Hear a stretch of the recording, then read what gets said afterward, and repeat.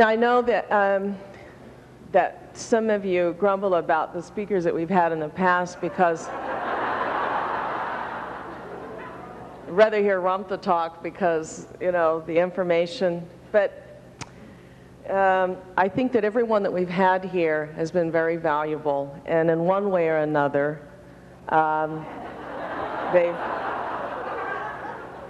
they've helped to reconfirm what we've been taught from a completely outside source, and that's one of the reasons that I invite speakers here. This next gentleman I was introduced to through a videotape from my friend Anne Marie, and then her friend, the captain, sent over this videotape of Alex Collier. And so I was just in the mood to listen to this, and I sat down and I immediately liked him. And I liked what he had to say, and for 6 hours, videotape, I was glued to it. And one of the reasons that I wanted him to come here is because he addressed issues in this that Ramtha pioneered really the changes the days to come and really set everyone on the trend of predictions and all those sorts of things. But there was certain knowledge that many of you know that was never out there that we've gotten here, in particular about the blue webs and the blue body, the different planes, the spiritual self. Well, this gentleman happened to touch upon some of those subjects, and I was intently intrigued about his message. And I felt that this group would be an ideal group for him to come and talk to because, simply put, most of us that are in, and I count myself as one of these, in the advanced group, hope so. I do my field work. Anyway, cut our teeth on changes the days to come from Ramtha. You know, when everybody went hysterically running out and pulling their hair out and say, oh, he's creating fear in the marketplace, and you know, all these politically incorrect things that Ramtha did, well, it turned out to be correct. And one of the issues that was most difficult to handle was becoming self-sufficient and buying our own land and storing our own food, learning to grow it, learning to prepare it, having our own water, moving out of the city. And there is a school of thought within the school that thinks that's sort of silly if we're gods. But you know, I love what Ramtha throws back on you. Say, well, if you're so hot, then you get out there and let's see you do field work. You know, I mean, that sort of puts that issue to rest. And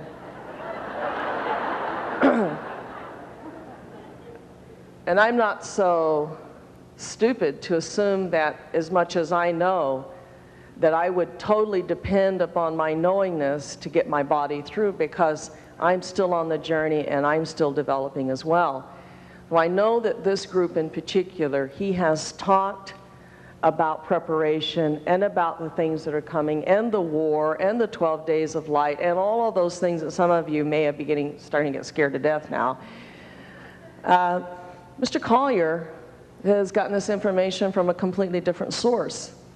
And well, I felt since Ramtha has not addressed for some time now these issues, because his focus has been on preparing us spiritually and training us to be spiritual beings instead of physical beings, so that spiritually we can take care of our own bodies. That's where Ramtha's whole agenda has been on, to make us preservable for what's about to happen. Mr. Collier's information flows right along with what we've been taught and what most of us have sort of come to accept without fear, without understanding. And I pointed out to him, I said, you know, Ramtha is very wise, and he says, when you're prepared, you don't have any fear. It's when you're unprepared that you have the fear. And you don't know where to go and where to hide and what to eat and how to make it, and everything's turned off, you don't know what to do. Well, preparation is the greatest deterrent for being afraid, and we've had a very great and wonderful teacher who has endeavored to coax us along and give us that sense of self-preparation and sustainment. So Mr. Collier's contacts have been with the Andromedans, and I just love it. They're blue. And he didn't know anything about this group. It was wonderful, and maybe he can give you a little background on that, the group, you know. And so when he asked his contacts, they said, yes, we know who Rumph is. We call him the commander. So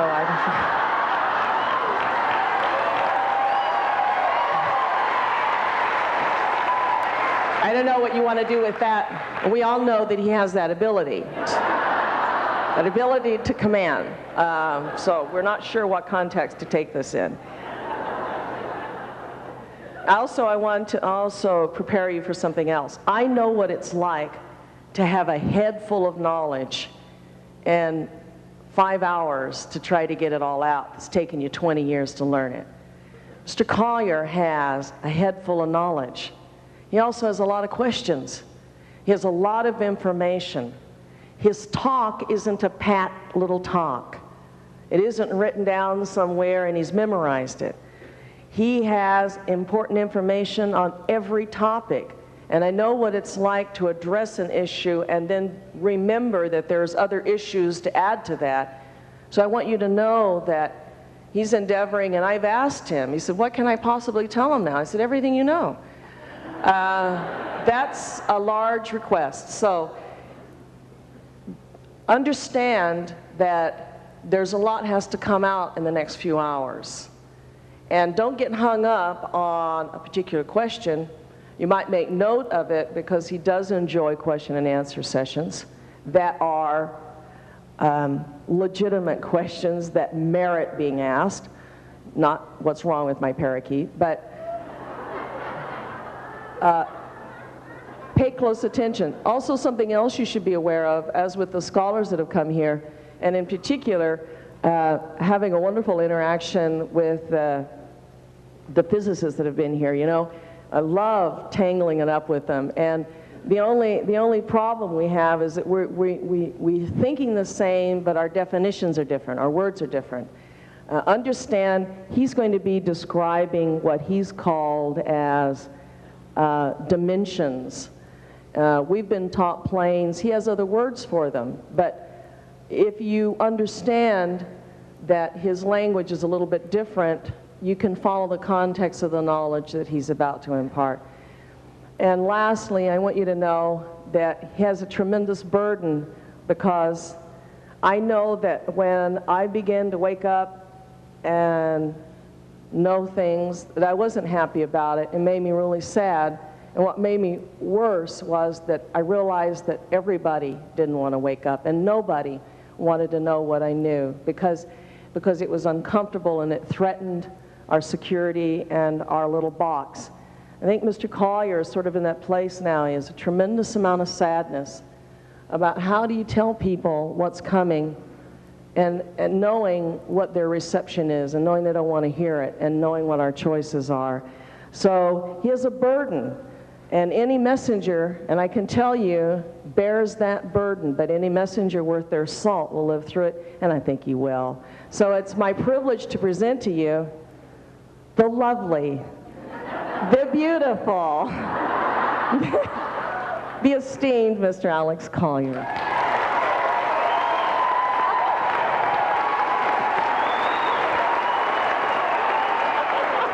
Oh, you've embarrassed me. I know. It's good. Thank you. Thank you.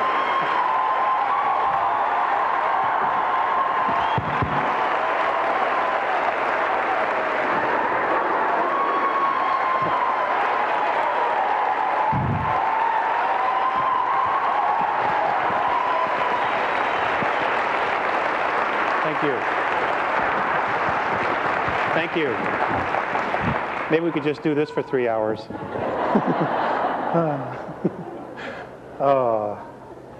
Thank you very much. This is the largest crowd I've ever spoke to. I'm usually used to about 100 or something. I want to thank Jay-Z and the school and Rumph at some point when I get to meet him. Thank you very much for inviting me. I was really surprised, and I have a friend named Val Valerian, and I got on the phone and I called him and I said, hey, what do you know about this bunch? And he can attest to it. He says, well, I'm one of that bunch. So here I am. Is Val here?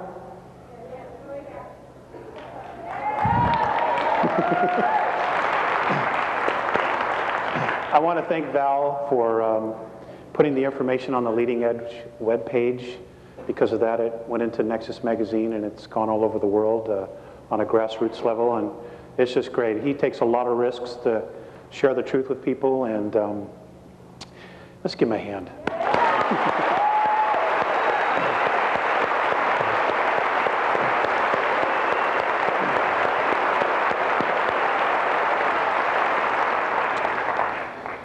Okay, brief overview. I have, for 30 years, been visited and taken on board by beings who live in the constellation of Andromeda. They are light blue. They look like that color of that, but they have no hair. Okay, it's interesting. Given quite a few strands of hair away.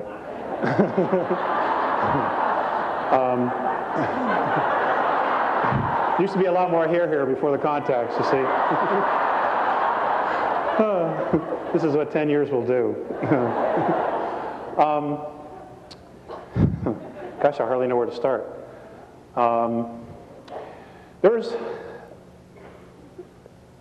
They're awesome. They're a very healed race. And, you know, after thinking about it, I think the reason they're so healed is because they have absolute mutual respect for everyone. And they've said that that's the only way we're going to have a healed race and planet, is if we have mutual respect for each other. And I realize that there's not a lot of that teaching going on anymore in our world. I've had to look at the character of our race on Earth, because I'm blessed to be able to compare it to something else. And folks, we got a lot of work to do, and we have a very short time in which to do it. A lot of things are really going to start happening around February, March, April of next year. And you know, I wish I could just tell you it's all love and light, but that's just not reality. We live in a duality here, and there are definitely some people screwing races that are screwing with us. And I understand from talking with Jay-Z for about 2 hours, 2.5 hours. It went by in 5 minutes. So it's true, there is no time. That you're being taught a lot of what to do, self-sufficiency and self-preservation and being totally self-responsible. It is imperative that what you know when you leave here, you go home and you teach. Because this truth isn't out there. And this is one of the sadnesses that I have, is because I have been shown some probable futures. And a lot of people don't make it. 2/3 of the planet don't make it in those probable scenarios. And I truly don't want that to happen. You know, there are a lot of really good, generous people, but they don't know the truth. They have no way of attaining the truth because of where they are on a consciousness level. And you're all teachers. You're all leaders.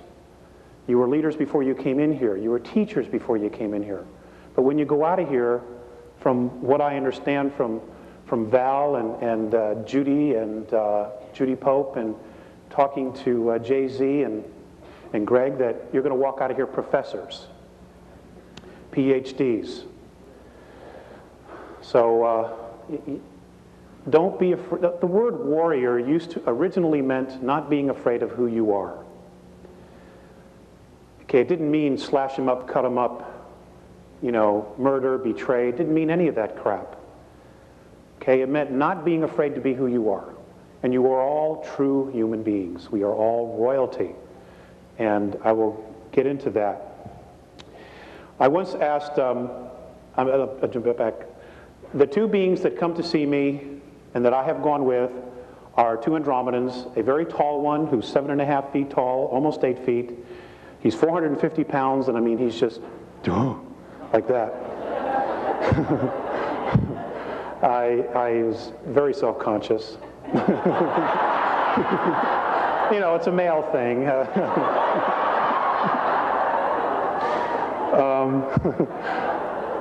His name is Morine. And the shorter one, as they get older, their skin pales, they turn to white. Their average lifespan is, in our linear time, would be 2007 years. So of course you see a lot of changes in that amount of time. You know, I mean, hanging out here for 60 years is just a weekend, you know. And the other one, his name is Phaseus. And Phaseus, in our linear time, is 4,300 years old. He is considered a sage in his world. And he will be crossing over, in other words, he will be moving out of their physicality soon. And in Andromeda, when somebody makes the crossover, moves out of their physicality, it's a celebration. You know, we're here, unless you're Irish, it's a somber occasion.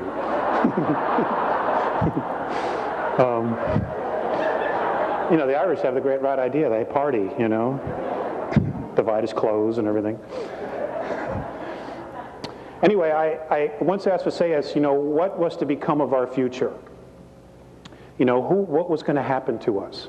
And I want to read you this definition of what he said. Now, some of you may have already seen it in the magazine or visited Val's website or, you know, seen the bootleg videos that are all over the place. But this is what they said. Responsible freedom of self-determination, becoming truly self-confident and free, to unconditionally be responsible for oneself without being coerced to accept some higher authority. Now, I understand this is exactly what you're being taught. And I knew, and which is really nice, is this is confirmation not only for me, but also for Jay-Z and her people. Because I didn't know anything about Jay-Z until about 3 weeks ago. In fact, I've given channelers a bad rap.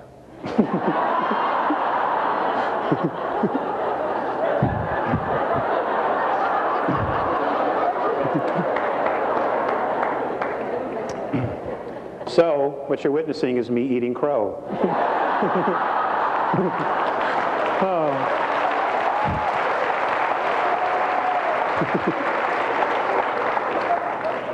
And I don't like to eat crow. That's a male thing too, I think.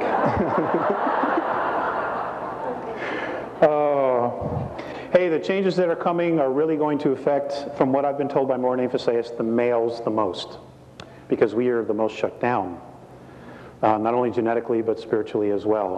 I'm just being general, okay? I'm not meaning all of you. I'm just pretending like the whole world's listening. Looks like the whole world in here.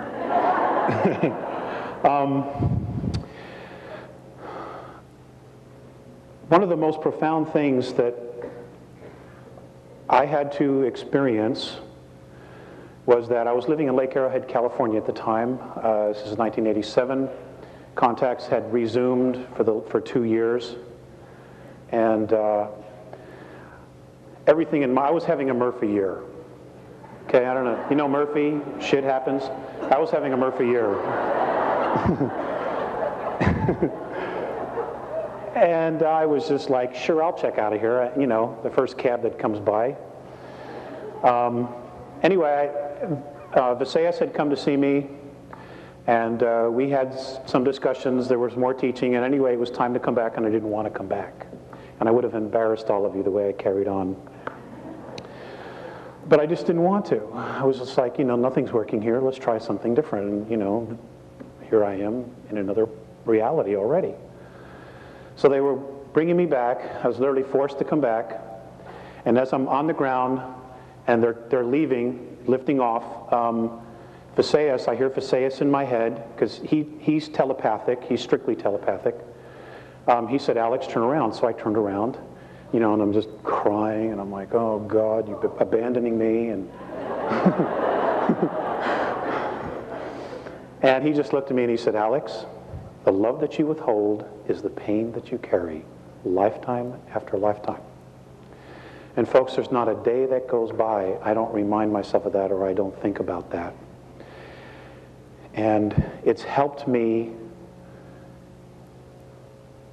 reevaluate all the decisions that I've made in my life. It's also helped me to take myself apart and look at all the little particles of my personality. You know, what's mine and what isn't mine? What are belief systems that I just think are true, and what is that I've experienced and really is true? And that took a long, long time, and I'm still not done. You know, you're constantly redoing yourself and making yourself over and reevaluating your belief systems. And, you know, our reality here is nothing but belief systems for the most part. And I just, you know, I want to pass that on to you because I've made a lot of decisions, and I'm sure a lot of you have, where your decisions were not based on love, and you literally withheld love for some reason, whatever your reason is. And it's time we grow out of that. We have no choice, okay? Shit's about to hit the fan. And it's really all about love and fear is withholding love.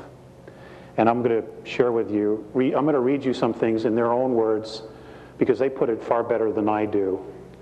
Morine has learned to speak English, and there will be a time, probably sometime between now and just after 2003, if everything goes well, where he will literally be walking here with us. And he wanted to learn English. And his English is not so good, but you can't blame him for that. You got to blame me for that. Okay. I did the best I could. What can I tell you? But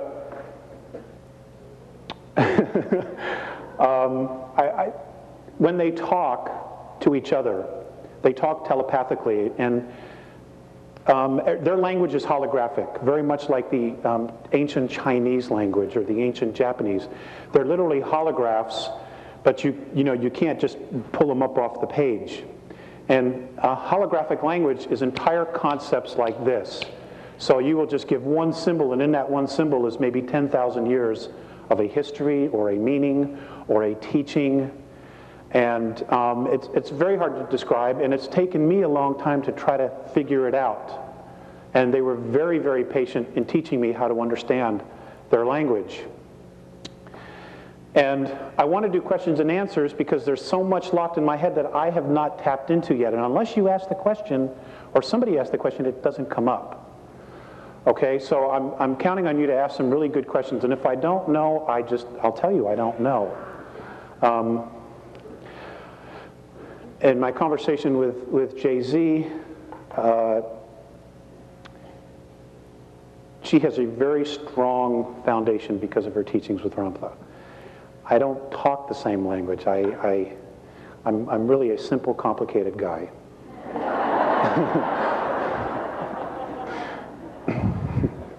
That's mine. Okay. So what I want to do is I'm going to read this. I was given this on 11/3, just a week or so ago, almost 2 weeks. And it's a current, up-to-date of where they're at. And anyway, I'll just read this to you.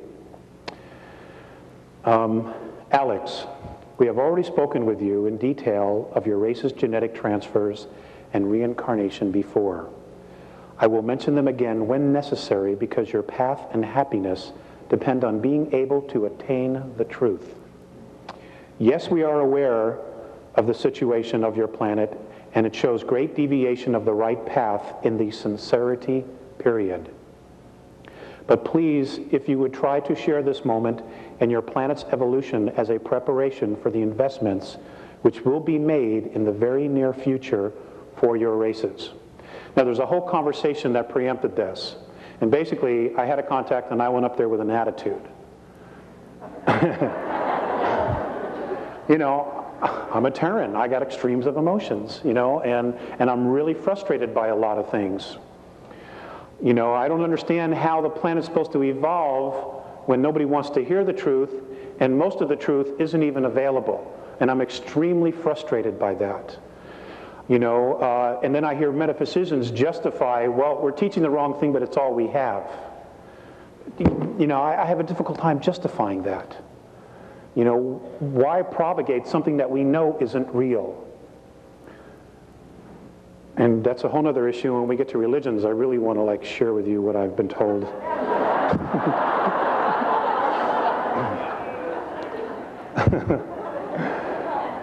Oh, okay, this continues.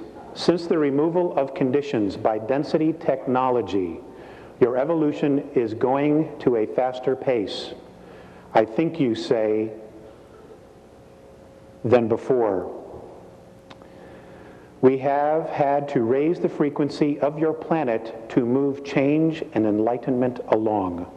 Such a broad word you use, this word enlightenment. It was necessary. This also means great tests of tolerance in situations will be needed by your races. The most important of these tolerances will be caused by delusionary discriminations between your peoples. And folks, this is happening all over the planet, and it's such crap. At the present moment, your races are carrying in your DNA genetics the influences of 1,000 centuries. As you count rotations, that's, 1 year. Both the positive and negative aspects. Please understand we are trying to prepare your races for advanced maturity. At present, many transfers occur in your planet from many different cultures and planes. Each member of the races on and in your planet will naturally exhibit their own mentality. They do and will contradict your habitual cultures. They're very specific about the words they use. In fact, I don't even know how they got some of this, because I didn't even know some of these phrases. They just like pull it right out of my head, and I don't even know it's there. Please do not forget that we have told you about mental conflicts, that they cause each to go through tests of maturity. We determine your mentalities through the impulse signals we receive from your race's chains of thoughts. Now the selection of man or woman and the situations they transcend are much more difficult, because their preparation of the future is in accordance with their level of consciousness. Alex, you cannot help all your races. Each member of your races will feel their essence in the balancing of positive and negative as they have done, and it will be weighed in their own consciousness. Those who prepare and invest will be prepared for the evolution to another density. The continuance of your planet, the continents of your planet is changing very quickly. Please don't confuse our compassion for your races with a love for your planet. Please understand that they are separate with our race. We are neither pleased with your world's riches nor dismayed by its poverty. We came to here to assist in the period of sincerity, the clarifying of the original intent in all of us in this Vadya. The Vadya is a tone that they use, and that particular tone means holograph. They've always referred to all of this as a holograph. Because of lineage to your races, we have returned to you. Your world is a place of veiled consciousness. In order to be embodied in physicalness, all frequencies should be assembled in a whole intent. The very distresses, the many anxieties are the result of conflict with the limitless awareness in your races. This is the reason why your planet races cannot attain your own selves, and yet you desire to possess everything. The reflections of your evolutionary state of physicality cause your races not to live comfortably on your planet. Your present religions cause your races to unify your physical bodies with your abstract egos. You call this progress. We do not. Stop looking to your physicality to bring you enlightenment. Your bodies are the effect of the cause, which is intent, moved by emotion, which creates physicality. This is their perspective. During previous past times in your third density, education of the soul took many incarnations of life and death of the physical body. Situations and reincarnations would reflect the system, it appears. All beings would transcend your physicalness in accordance with the degree of consciousness attained. Since it appears that your races, having no concept of the law of consistency, became very fragmented in extremes, religions became divisions of beliefs, and conflicts among your races took place. The worship of belief systems and idolatry came into existence. Reincarnations have become history, and by this means your races, Alex, and others than yours, have a probability of directly attaining your full essences. The reason for telling you this in all clarity is to free you of the conflicts and contradictions, so your races can attain the truth as soon as possible. So don't ask us about yourself. Ask about yourself to your own self. If your races cannot attain the truth and cannot be unified with your original intent, we will not be able to be in touch with your planet races. Since the ego consciousness in your races still goes on, and since you cannot break the denial of your inner self, your races become detrimental to the planet and to your planetary system. At this moment, there are many beings who cannot attain genuine respect for self and self-awareness in our galaxy. They as well are being kept under control. Their evolutions are being made in an indirect way. Your races have also been persecuted and manipulated by other galactic races from planetary systems, negatively charged other than your own. I'm glad you got that. Since during your different past time periods, they have tried to prove to your ancestors their own technical power. Fear has been created in your races. We have returned to convey the truth, to erase these fears. Since your planet is the site of both the most primitive and most high maturity, it is very full of contradictions. Your religions, which have helped many to evolve, have not been released. Your races have refused to let go of a system of beliefs that have not serviced your planet for the last 453 rotations of your star. By freeing you of this, and with the use of common sense, we hope your races will attain your own selves and become fully independent. Be at one. Okay.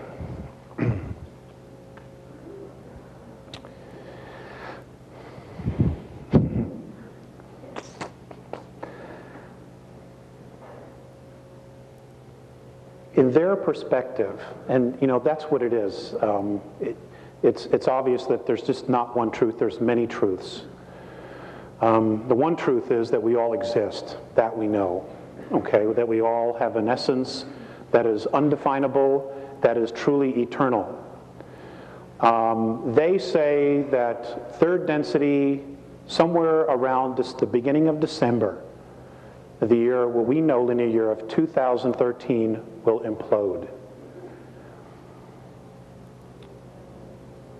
It will implode.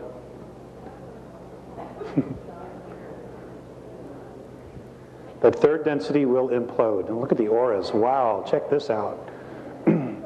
Now, what does that mean? Okay. I don't know if this is true, but this is what they say. They're convinced that literally what's going to happen is that there's going to be a graduation out of physicality.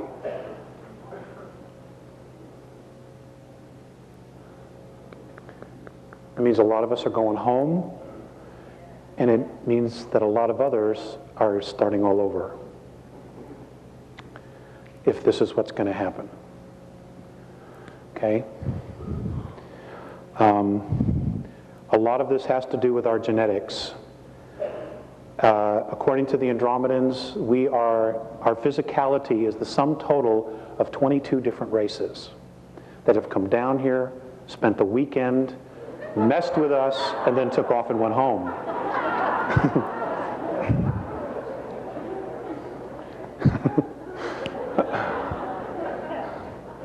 okay, intermingled, you know, left children behind, and just took off. The Egyptian pharaohs are the perfect example of this. Okay? The blue bloods, the English family, the Rothschilds, who are also blue bloods, are another example of this. Their blood is copper-based, and that's ET. Okay? That's ET. And the thing about copper-based blood is that you don't need a lot of oxygen. Your physicality tends to grow and have a larger lung capacity. Okay? So you can live in a lot of other environments where we couldn't. Now, what's interesting is that in our physicality, what we know as Earth, our atmosphere is getting thinner and thinner. I know that there's a lot of talk about the ozone, and it's a myth, that it isn't real, that there is no such thing as an ozone crisis. Folks, there absolutely is an ozone crisis. Okay? We are destroying what I say we, all of us, are partly responsible for this. We are destroying our environment. According to the Andromedans, 3,500 years ago, the oxygen content was between 34 and 38%. They say today that it is literally less than 17%. Now, those of you who have studied biology, what happens to the physical body when the gas, which is oxygen, goes below 15%? I'm sorry? Somebody said you die? Yeah, that's right. Okay. Now, why is this happening? Because a group of beings who are Terrans, who are Earth beings, have been made a promise by a group of extraterrestrials that have Orion belief systems that if they will get rid of some of the races on the planet, that the extraterrestrials will use their technology and restore the Earth to its original state. Okay? Some of that genocide was to be done by viruses.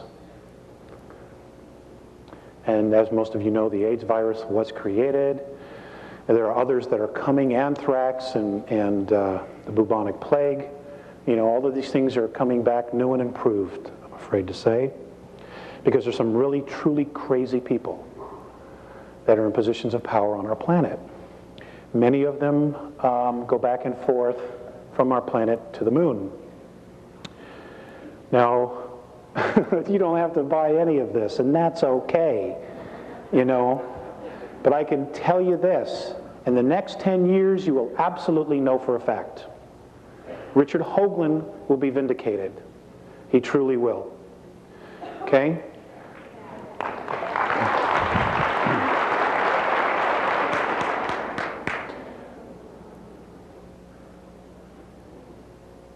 There are ruins on almost all of the planets in our solar system.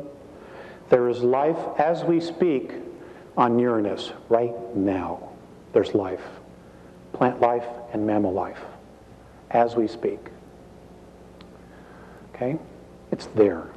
If you want to do something to burst everybody's bubble, you know, get them to send a satellite there.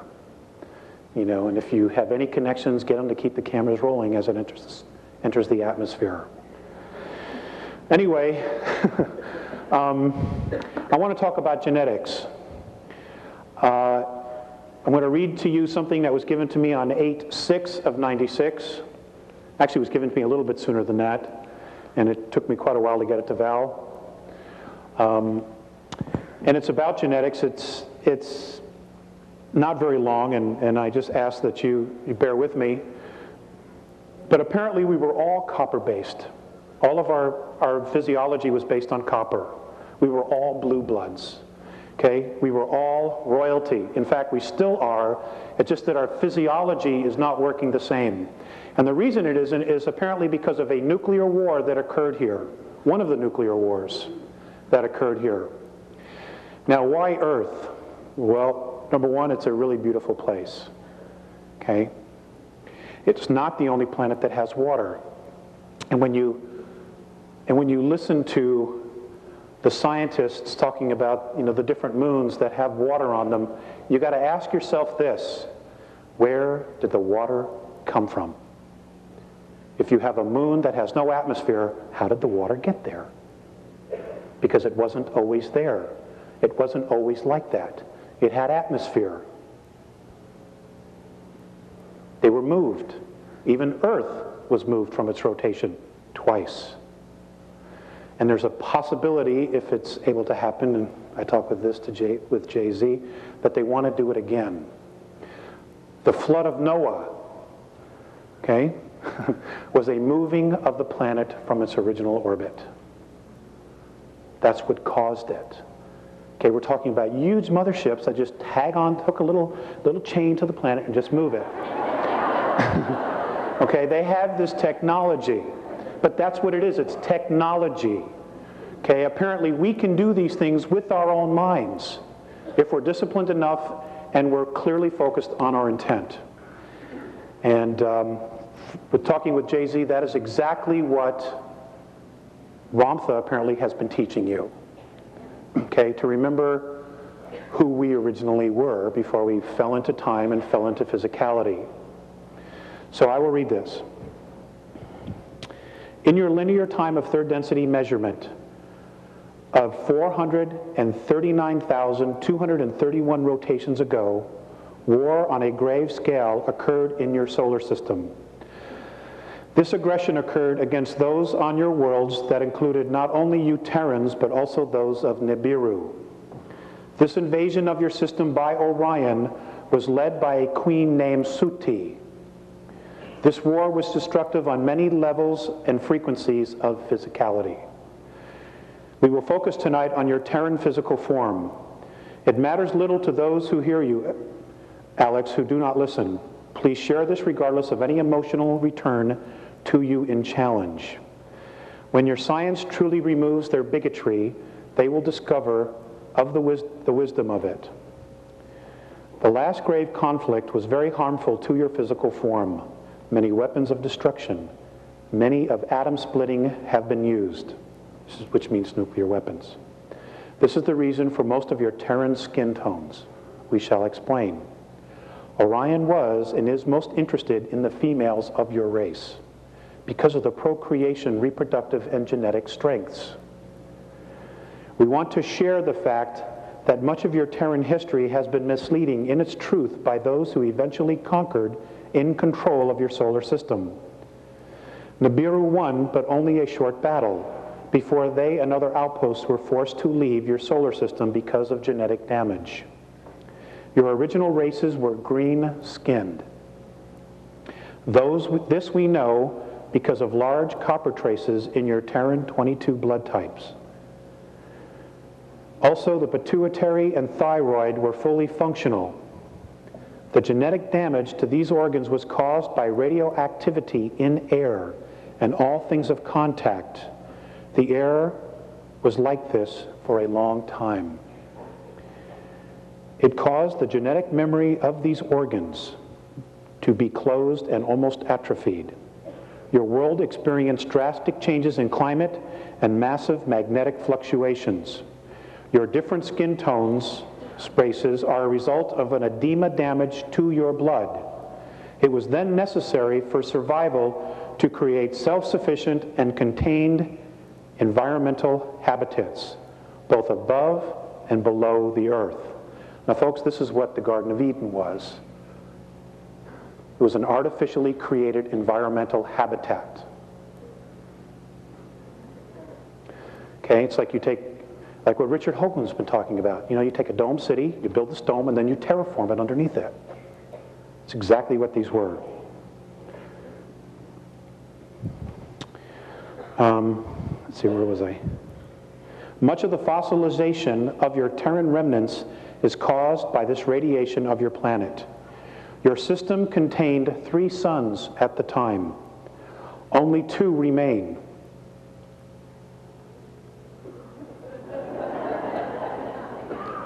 I'll read that again. Your system contained 3 suns at the time. Only 2 remain. Write it down, it's a question. Your physicality, your physicality in its original form contained a great balance of zinc, copper, magnesium, and iron. Your true blood color was green, like your chlorophyll. Some, we have discovered, even had a gold tint in it. As such, your physicality could survive in a high carbon dioxide atmosphere. Because of this, because of this skin color, the only stars in your system that affected your physical form were in the color spectrum of orange, red, blue, and green. Now think about that. Okay?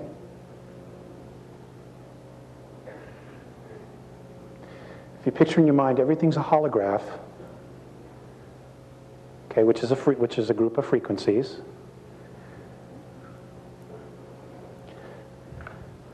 Because of this skin color green, the only stars in your system that affected your physical form were in the color spectrum of orange, red, blue, and green.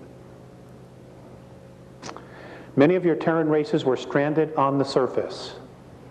The genetic changes were the result of radiation damage.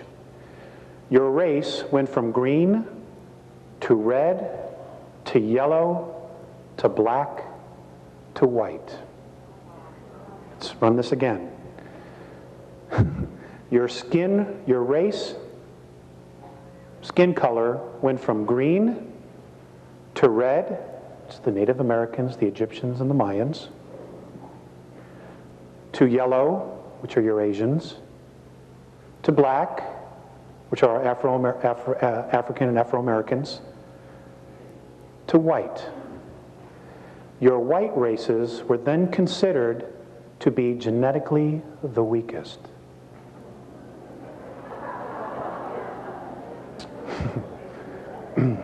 Puts a whole new light on prejudices, doesn't it?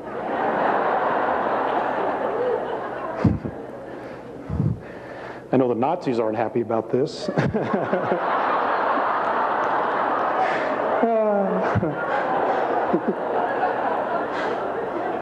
It's just as well I don't like them anyway.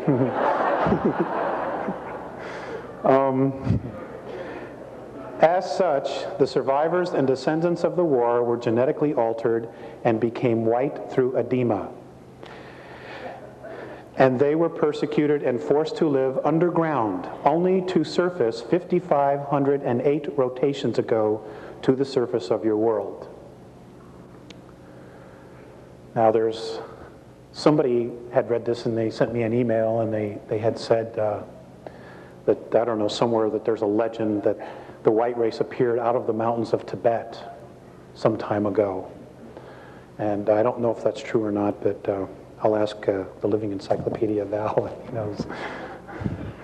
Let's see.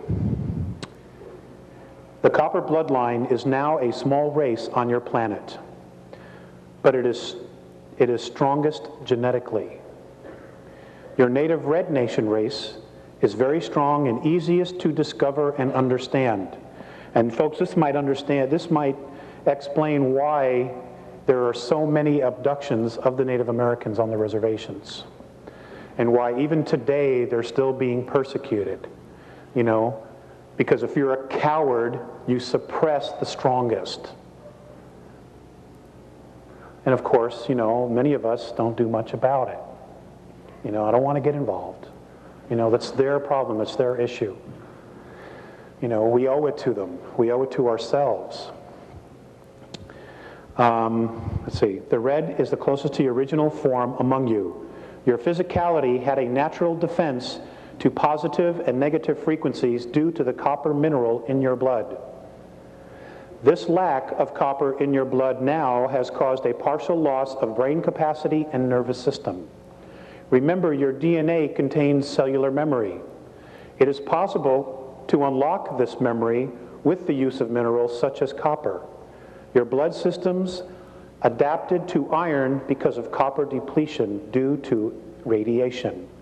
We will share more with you, but we must return now. Be at one. They always end it with be at one. Okay.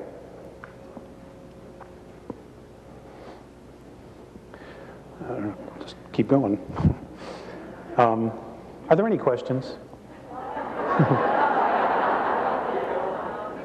I don't want to bore you. Thank you, thank you.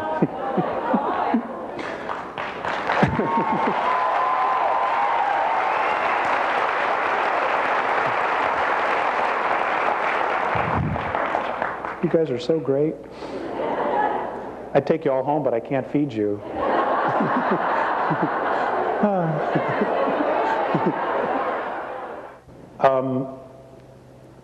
I've talked with Maureen Faceus about maturity, and a lot of this had to deal with me specifically about how to grow. And and when this first started, they didn't tell me that I would be speaking or would be required to speak. And that's because I didn't read the fine print on the contract. And you got to read the fine print, folks. Okay? Do yourself a favor. Anyway, I just wanted to read to you the stages that they said that the human being goes through. And this is not just us. There are human beings everywhere, not only on our plane of physicality, but on other planes. And I want you to know that even though you may not see them, even though you talk about what I refer to as dimensions or densities, what apparently Ramtha refers to as the planes, there is a physicality on every one of those planes or densities. Okay, it's not, they're just whispering little clouds and there's a light breeze, and if you're lucky one will blow through you and oh hi, how are you? That's not what it is, okay?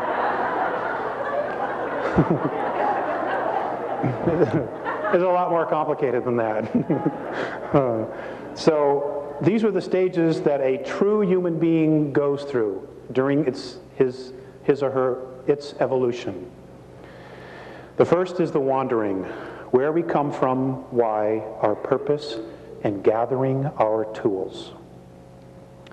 The second is an initiation, preparing our own path, each one different, purifying, and hopefully centering. The next is honoring, understanding the source of our creation. That's a biggie. Recognizing the sacred in oneself. And I guess that's exactly what you're being taught here at the school, is how to recognize your sacredness. Stating intention, realizing and acknowledging one's true purpose to create self. Surrender, big issue with me. Well, we have this concept of surrender as you just let like anything happen to you, and it's not really true. Letting go of control to allow vulnerability. To learn what is already known. I forgot. Embrace our own darkness. Walking into the unknown parts of self. Being and becoming the void.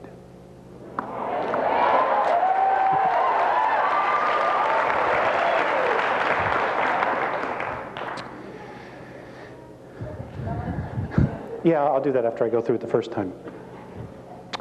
Lighting the flame in the heart, connecting to self and finding meaningful, honest ritual. Transformation, climbing the ladder of self-responsibility to hold a vision of being oneness, being the vision that alters all perception. Becoming human. Empathy and compassion toward all, being in truly responsible relationships. And folks, I've learned, for me, that that's the secret of life, is relationships, because they all mirror back a part of us, part of me, all the relationships I have. Walking the path, integrating all of life's experiences, being a teacher by being. Service, discarding the illusion of separateness, total approach to life in humility and joy. And the last, the worship of the isness is the creation of self. The isness is their concept of creator, creation, what we refer to as God. I don't like to use the connotation God much anymore because, our perception of it here, is based on biblical teachings. And those beings, the God in the Old Testament and the God in the New Testament, are extraterrestrials. They're not the big guy. Okay? The big gal. Sorry.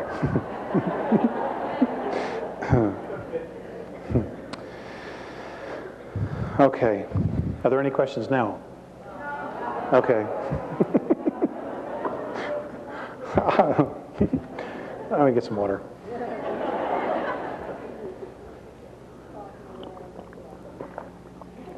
Okay. Fear is a big issue, at least not in this room, but outside this room it is.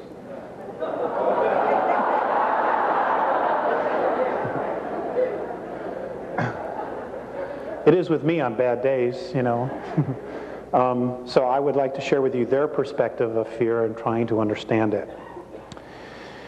In your time and space at present is a great challenge to you all. That would be the expression of fear. For any of you to be in fear is to lack clear understanding of most situations. We have observed that your world is at a most confused point in your history and evolvement. We understand your remarkable drive and commitment to be alive, survival. We, however, are not understanding of your need to create tools of death, expecting they will keep all in a space of understanding and peace.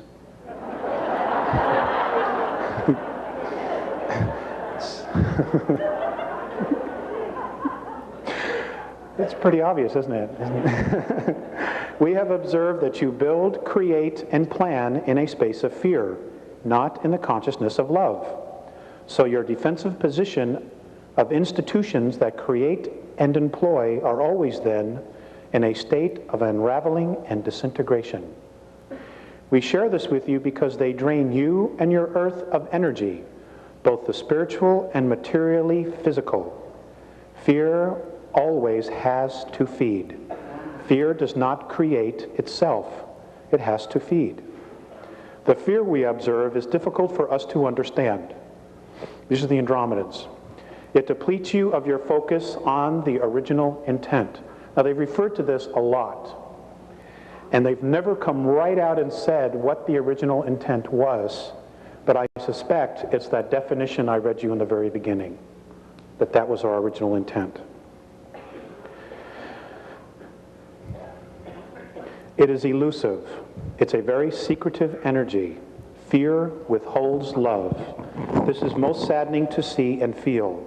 How can we share understanding and love when so many of you are withholding from self and each other? You guys need some viral defense or something? Okay, please try to feel the words. We as a race are trying to express to your race. One of your original intentions in creating your physical reality is the idea of creating and learning to manipulate and express yourselves through physicality, using your consciousness. Okay, it is your consciousness that is the gift of the isness that the isness has given you, and in fact, all things that bear spirit. It is the gift that has been clouded, and most importantly, clouded by fear. This creation of fear is completely irrational to whom you all are.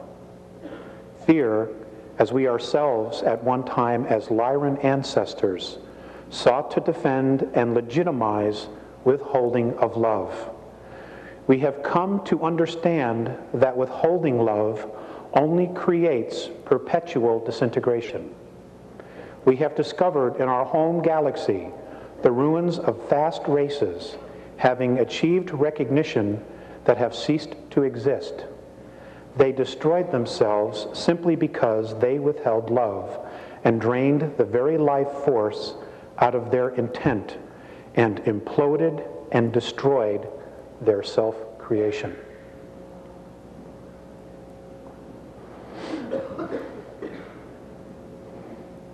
Fear is the opposing projection to original intent.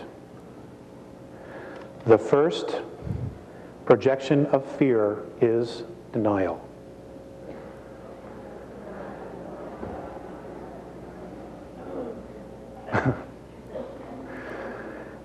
An emotion of incredible restriction.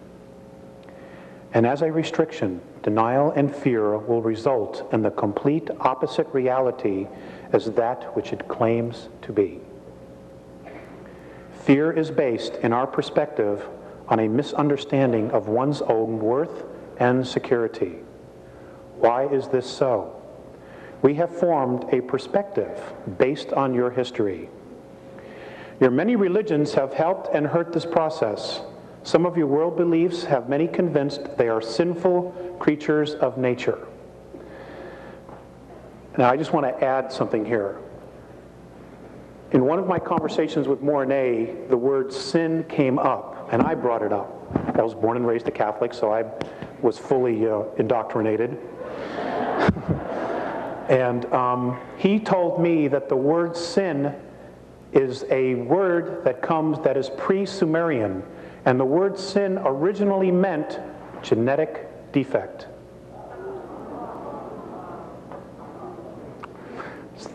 So maybe that'll help you with a perspective when you read the Bible again, if you should read it again. Some of your world beliefs have many convinced they are sinful creatures of nature. Your sciences teach that your physical form is a pool of chemicals thrown together by accident, so that you are all an accident. Living meaningless lives of chance. And folks, the first group of ETs that get here, who are not going to be benevolent and they're going to pass themselves off that they are going to be telling you that basically that we are their creation, that they own us because they created us. And the fact of the matter is, they didn't. Okay, it's another lie, and the first group will probably be those from Sirius B that will be openly contacting us. They're full of shit. Okay?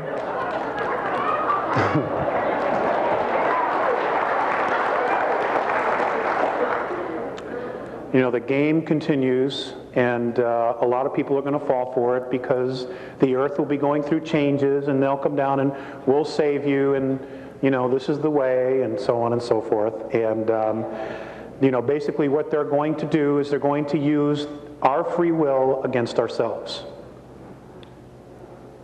Because that's what you have. That's all you have is your free will.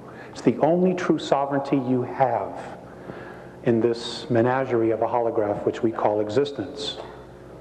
Okay, you are because you want it to be. It's that simple. And if you don't want to be, then you can change that too. But it's your decision. Okay, it continues. I'm sorry. You fear a God whom a book says is a loving, forgiving God, who will eternally throw you into an abyss for making mistakes. It creates serious dysfunction, don't you think? Which way do I go? And you do nothing, you know? It is in our perspective where this fear of unworthiness and insecurity is created from. Many in your world, Alex, have come to understand that fear, the idea of fear, is their enemy. And all of you struggle between understanding and fear and reason and fear. Please, we ask you to share this with your race. This struggle is in no way predetermined. And our perception is that this struggle will lead your world to peace and self-responsibility, or your extinction as a race. This would grieve us. It's time to return you now. And I was given that on 2/9 of 91.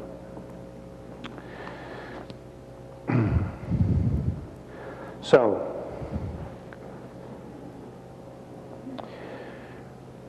in dealing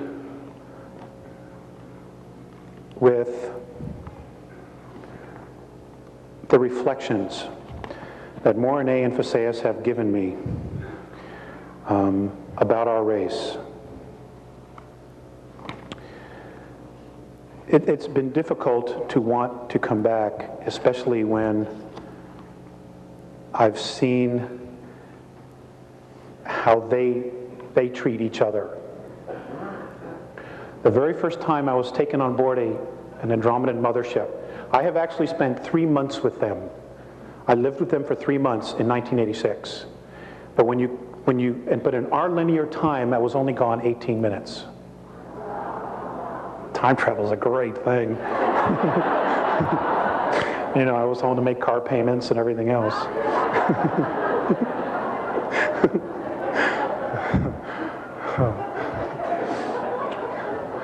And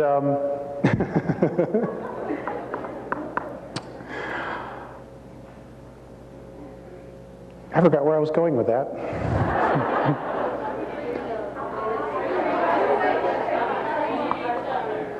Oh, okay, how they treat each other. Anyway, the first time I was brought on an Andromedan mothership, and they are 900 miles in diameter. Okay? They are completely self-contained worlds. Everything they need is there. I had to wear a belt so that it would keep my physicality together, so that I could spend this time with them. With the very first time I walked on, and in the middle of, they're made up of different levels. The craft I was on had 24 different levels. And in the middle of these craft, there is a 21 mile by 21 mile park with trees and everything, okay? And they use extensive technology and holographs. And they can literally create their sunrise, their sunset, okay? And the trees and plants grow because it is a holograph, but it is real, even though they're creating it with technology.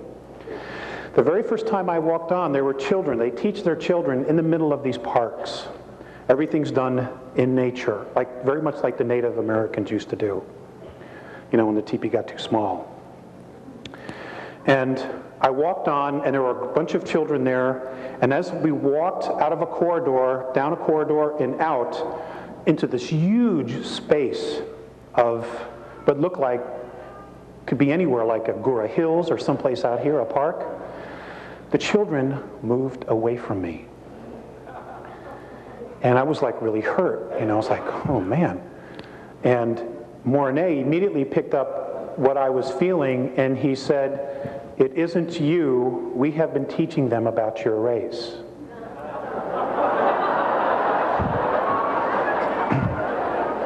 It's really not all that funny. Okay, they were afraid of us. You know, and these are children I have never seen before, but immediately felt our energy, my energy, because I represented all of us. You know, and I do the best I can, sorry. I mean, but you know, I got my own stuff to work out too. So, you know, they're learning, and I'm amazed that they, you know, they still want to come back and help.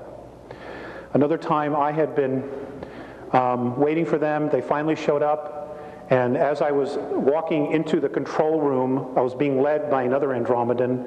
Morine was looking at a bunch of meters on the wall and some monitors measuring our atmosphere, and he looked really sad.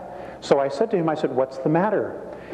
And he just pointed to the atmosphere and he goes, "Don't they understand that it's here because they needed it? They don't understand our suicidal tendencies. They don't. I guess they have the perspective that we should really know better." I don't know where they got that. So, I mean, that's just one of them, you know. Another time, Phaseus was watching television on the ship. They were picking up television. And I told them that's not a good idea. Even on Earth, that's not a good idea. And he had been watching a news broadcast about about a shooting in Chicago. That's what it was, where a cop shot a man, a black man, and then rushed over and tried to save his life. He had a hard time understanding why the policeman would try to take the life and then try to save it.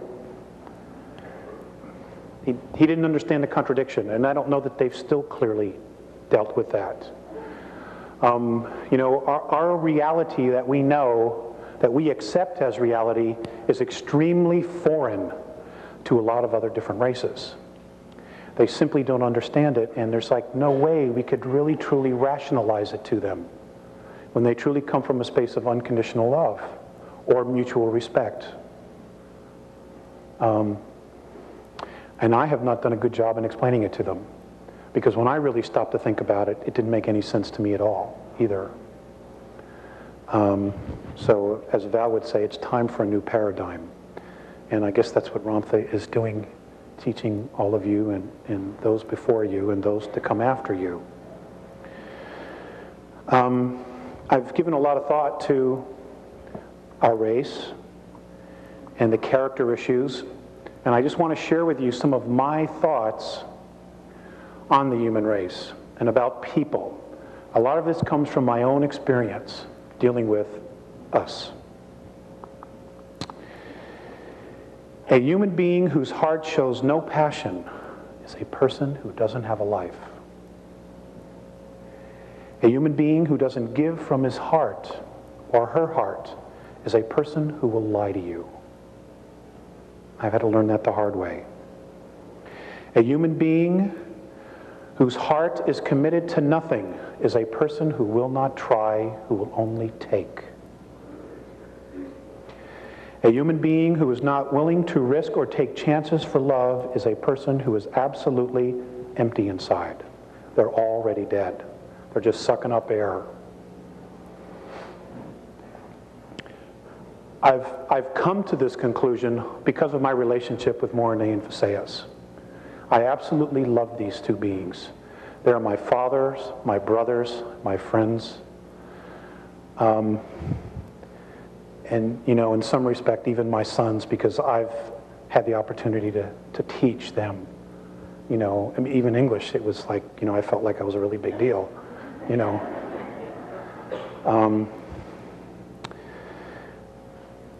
You know, there's so much information out there that is totally bogus. I went to the Star Visions conference. I'll probably get into trouble because this is beyond video, but I'm not going to do it anymore anyway.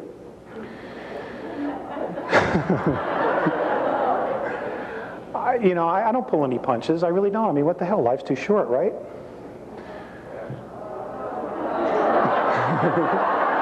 Okay. This incarnation. Okay, we have a difference of opinion. Hey, you know, I've been hanging out with those guys, and, you know, they live thousands of years. I wouldn't mind that. Yeah. But I don't want to live 1,000 years here. Not the way it is.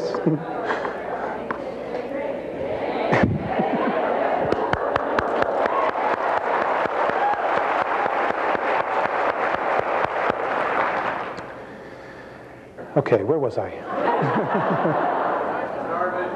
Star Visions, thank you. See, it's the insomnia, little munchkins around 3:30. Somebody wrote in a card we got, up around midnight, when you hear that mournful cry, just remember at 3 a.m. you can give it another try. And it's so true. The Star Visions, there was a guy there who had some pictures of some craft, and he said that he has been in contact with Syrians. And he mentioned Cirrus B. And then he went on to make a speech, and Jesus Christ is a starship commander. He lives on Earth underground in a place called Valley of the Echoes, and that they're coming back and there will be a war, and those who are not in favor of Jesus will be destroyed. And they gave this guy a standing ovation. I'm not kidding. They gave this guy a standing ovation. And it was really sad because these people don't have a clue. They don't want to take responsibility. You know, they can totally thwart this war. We don't have to do anything really about this as long as we started working and learning to live with each other, granting mutual respect, having natural tolerance for our race. And I know it's not easy because of all the conditioning. But folks, I need your help. I desperately need your help. You know, we don't need to create the book of Revelations, and that's exactly what we're doing. And there are beings out there that have technology that are more than happy to help us play this thing out, because we are a threat to them. And the reason we're a threat is not only who you are spiritually, which I will get into, but it's also because of our genetics. Okay? Our physicality was the Terran physicality, which is what we're known as, was melded between human extraterrestrial and the primate race, as this is what I've been taught. And it is that melding of those two races which gave us our incredible extremes of emotion, which is why we can hold so much creative energy inside of us. This is why they're concerned, and this is why the Andromedans are in awe of our creative energy. Because here they have to use technology to create some of their physicality. We don't. They're amazed that when you leave your house, okay? When you leave your house, everything is still there when you come back. It doesn't disintegrate.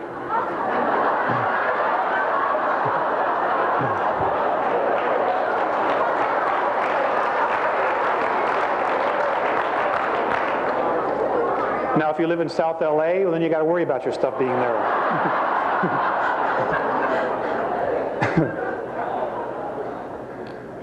They're amazed at that, of the intent and the energy that it creates to create every one of those little tchotchkes that you have on your shelf. They're amazed. Because they're very simple. They're very, very simple. They don't have all the little stuff that we have.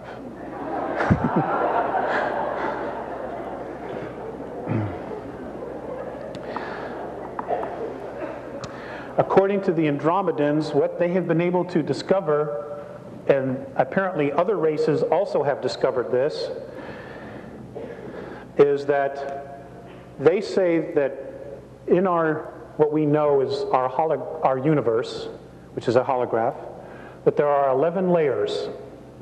I'll just deal with this. 11 densities, and now apparently there is a 12th. This is their perspective, okay? And they say that we fell into time, into physicality.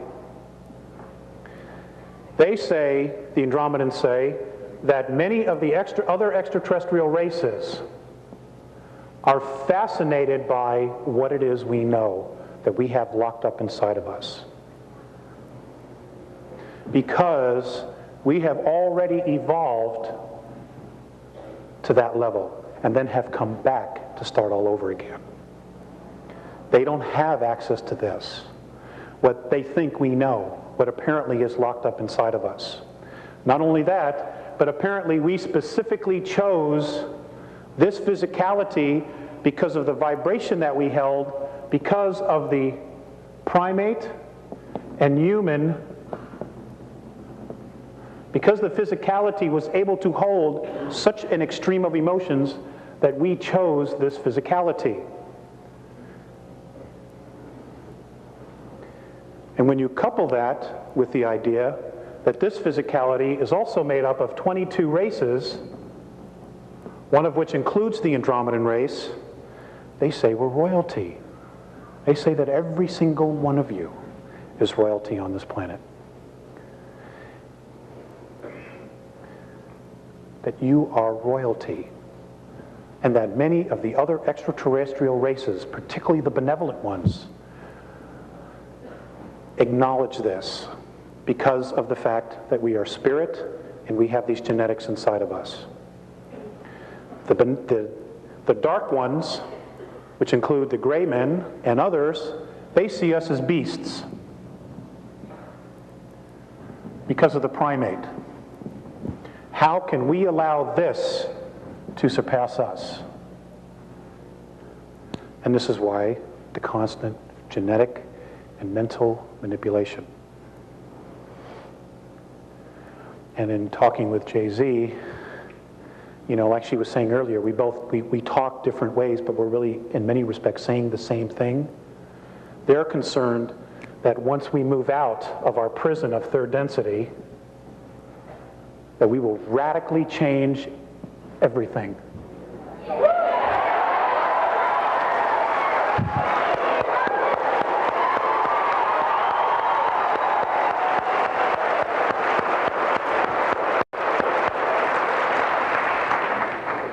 I don't know about you, but I need a change. Oh, God, I'm so burned out. I want to go home.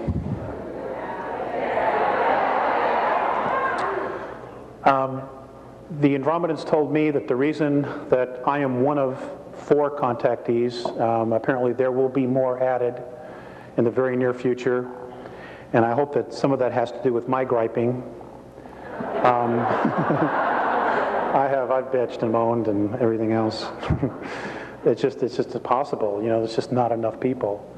That there will be more, and those that will be contacted, the reason I and the other 3 were chosen, I guess, in the first round, is because that apparently when they were here, they had a colony 62,300 years ago. It's an approximation. They were here for only 65 years, that I was one of them that was here. That's how I got here, okay? And there was a battle, and they were chased out of here. And I was killed in that. So, you know, when I write this number on the board, 62,000, that's a large number to me, you know. And I know it's linear time, and I know it feels like it was just yesterday, but I know that I'm from another place. And all of you are. You know, your souls were not born and hatched here. I can tell you that. We've all come from someplace else. They say that our universe, what we know is our universe, if we were to put it in our linear time, is a 21 trillion-year-old holograph. They also say that there are 100 trillion galaxies total in this, which we call our universe. That's including the other dimensions. 100 trillion. And some people still don't think there's life out there. I don't know what to do with folks like that, you know? I have some really good friends that I work with that are, you know, very, very good people. They're very awesome people, full of integrity, but they are convinced that there's going to be a rapture, and they don't have to do anything but just wait. And God, that pisses me off. I mean, there's so much work to do, and you're just going to sit on your butt and wait? Suppose he changes his mind, I said to one guy. He goes, oh, he couldn't do that. I said, is he God? Well, yeah, well, then he could, you know?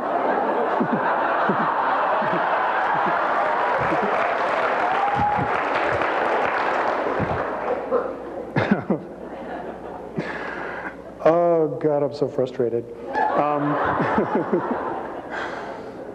I feel the pressure of things starting to get tighter and smaller. And it's really great to see this. I was very disillusioned last weekend, and I had basically told my wife Carla, I said, that's it. I'm fed up. I've had it. You know, I even thought about not coming because I was just so burned out. Well, you know, folks, it isn't easy walking these two worlds. You know, right?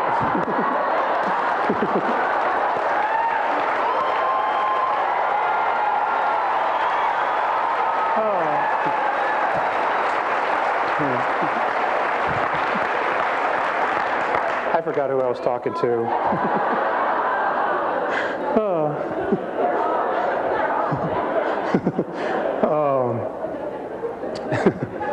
And, you know, there are times that when I go out for walks at night and I try to call them down and they don't always come. Okay, I want to read you something else that was from Phasaeus. This was given on 6/5 of 96.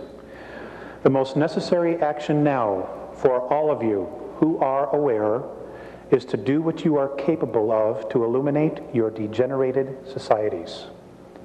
Consciousness is your scale. It always provides balance, which does not fail. It speaks to those and tells them what to do and what not to do, to one or all beings who choose to be evolved. The administrators of your governments are responsible for professional order, not your moral codes of order. The key to your happiness, Terrans, is in the hands of your own consciousness. We have perceived that you Terrans have arranged your lives not according to yourselves, but according to others. Your disappointments are due to this fact. This kind of conduct of yours is what is limiting your races. Each one of you is a free soul, a free consciousness. No one is the servant or slave of anyone else, though the hidden ones would trick you to believe otherwise. Mutual respect is imperative for a healed planetary race. Help is being extended to you if you so want it, because of our genetic lineage to your races. We would like to be with you during your difficult times, and we are right on the edge of that. Today, you are a planet and a race that destroys itself in ignorance. Your goal is to uncover the genuine human beings lost deep within yourselves. Always be at one with yourself. And then he went on at another point and said, we have been in communication with many races in discussions regarding militant decision-making. We all agree that conflict in the end serves one purpose, to create fear. And this, we know, removes the original intent from creation. We are hopeful that sincerity will gain a momentum. Just because they have these really fancy ships and, you know, all this other stuff, it doesn't mean that they're great guys to go have a beer with. Okay?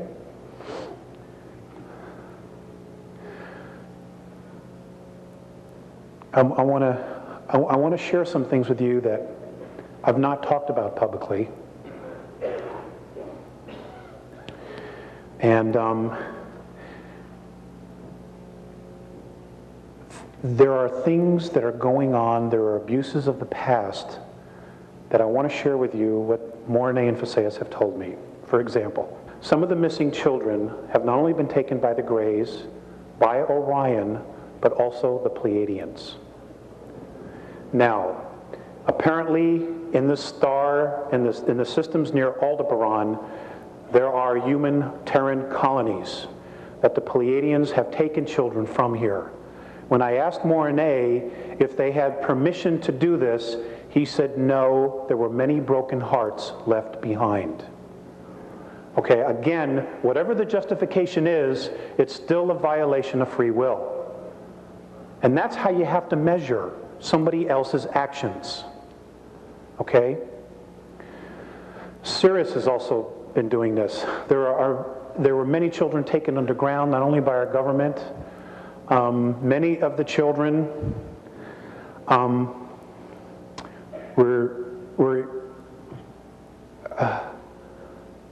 were eaten. Okay?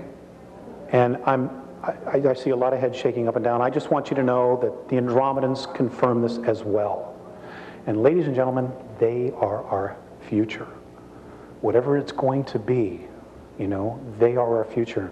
And you've got to protect your families. Okay, the family is the target. Because that will pull the rug right out from underneath our society in a heartbeat. Because a lot of people find their strength, even if they're cowards, they find their strength in their families. When that doesn't exist, then we got big time problems. Children are leaving this planet at least 100,000 a year. and you're not hearing about it. It's from all over the world. They're just being taken out of here. And the ETs feel, some of the ETs feel like they have a right to do it. And basically, it's a deal that was cut with our world governments.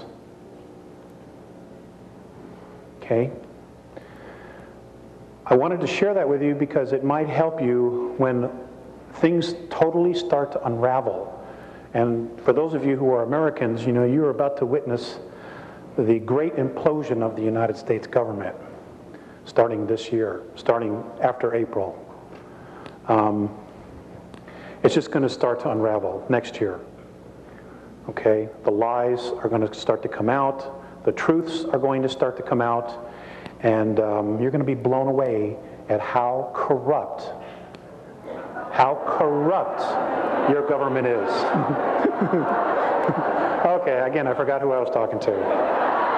You got to understand, I don't talk to an educated crowd like this, you know? This is really a treat for me.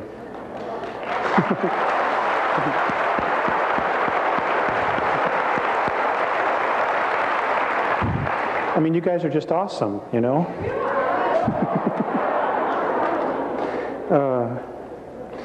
Let's see.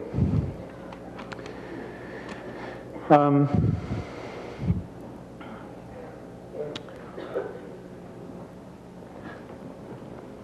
going to show you some Andromedan holographic language.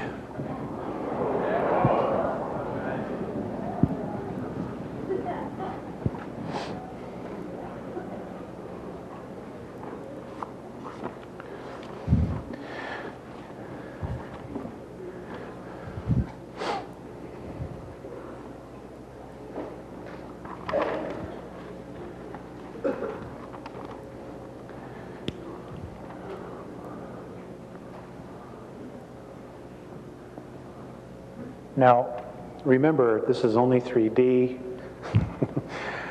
If you can in your minds, you know, use your holographic technology that you're being taught and pull it off the board and be able to move all the way around it.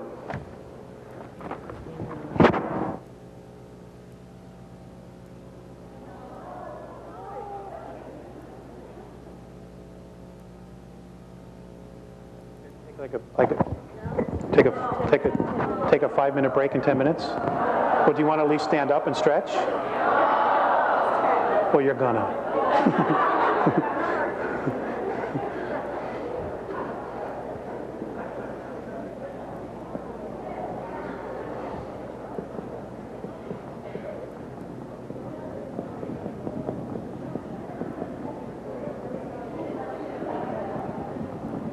Okay.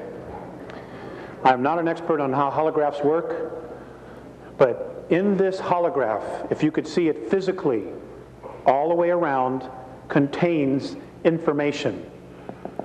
This symbol, when given holographically to another race, totally tells them everything about the Andromedan race. And apparently we are supposed to do that, be able to do that, and apparently we already do, but we don't really understand how it works. Okay.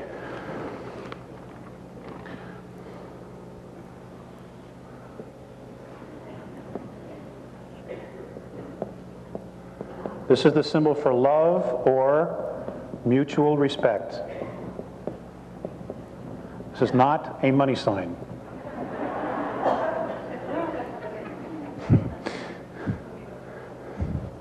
Again, it's holographic.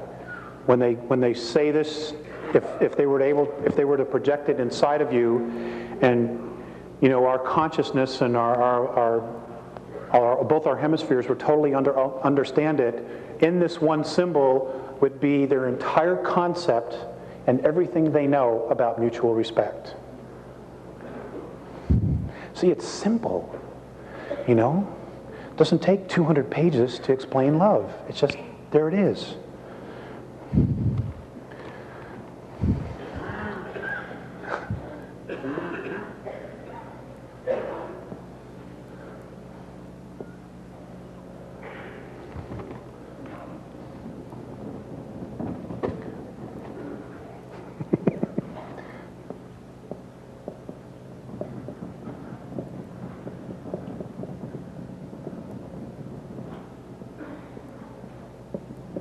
This is Earth physicality. When they give this symbol contains our entire Earth history. Again, you lift it off, okay, you're looking at it fourth dimensionally, fifth dimensionally, you're underneath it, above it, and inside is just contained information. Okay, can I erase this? This one? All right. Oh.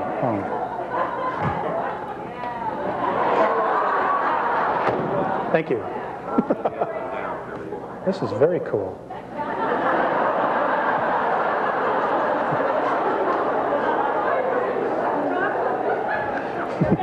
You understand? I mean, it's great to be able to do the job with all the tools, let me tell you.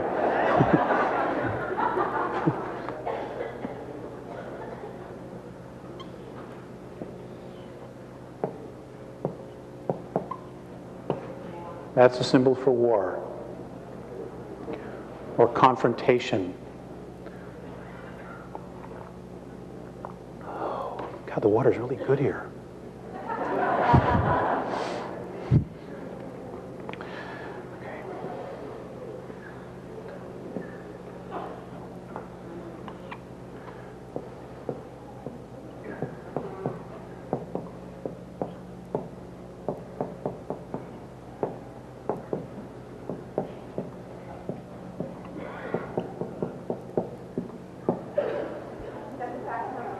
That's the fax number.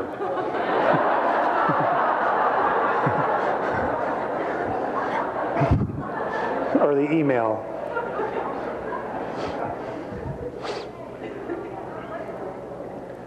Oh, you guys can't see? I can't pull it off the board while I'm sorry. Well, somebody else over here has it. They can share it with you. Okay. Now, this is a much more complicated one.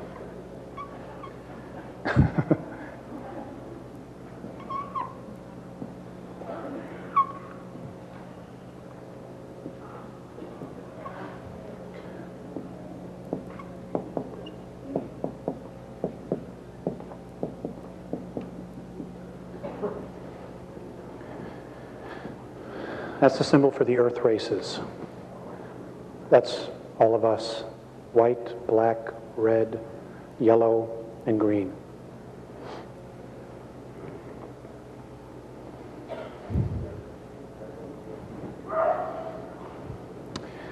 Now this next one should be really interesting to you guys. I'll just put it right here.